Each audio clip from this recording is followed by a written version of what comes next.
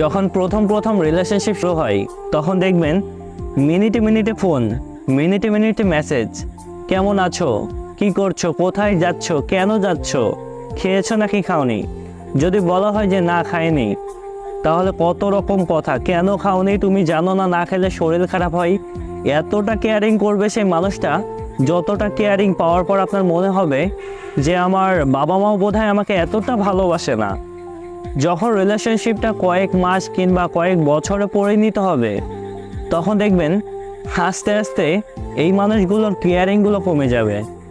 আপনার প্রতি সেই মানুষটা বিরক্তিবোধ দেখাতে শুরু করবে। তারপর মানুষটাকে কল মেসেজ দিলে সঠিকভাবে গ্রহণ করবে না। অনলাইনে থাকার পরও মেসেজ দিলে মেসেজটা সিন করতে অনেক বেশি লেট করবে। যখন আপনি জিজ্ঞাসা করবেন কেন রিপ্লাই দিতে এত লেট হলো, তখন অপর পাশ থেকে বলবে আব্বু ছিল, আম্মু ছিল, আরও কত রকম বাহানা। আচ্ছা, এমনটা কখনো হয়েছে যে আপনার প্রিয় মানুষটা আপনার সাথে মিথ্যা কথা বলছে অথচ সত্যটা আপনি অনেক আগে থেকেই জানেন?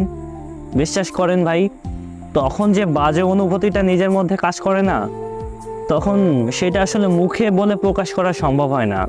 যারা প্রথম প্রথম সম্পর্কে খুবই সিরিয়াসনেস দেখায় একটা সময় সবার আগে চেঞ্জ হয়ে যায়। আসলে কি বলেন তো, ভালোবাসা মানে তার প্রতি আমার মুগ্ধতা সারা জীবন থেকেই যাবে, তার প্রতি আমার ছোট ছোট কেয়ারগুলো সব সময় ফুটে উঠবে, এটাই ভালোবাসা। মুখে ভালোবাসি বললে যে ভালোবাসা হয়ে যাবে এমনটা নয়।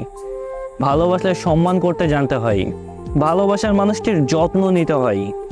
ভালোবাসার জিনিসটা না এমনই যেটা কখনোই কমবে না।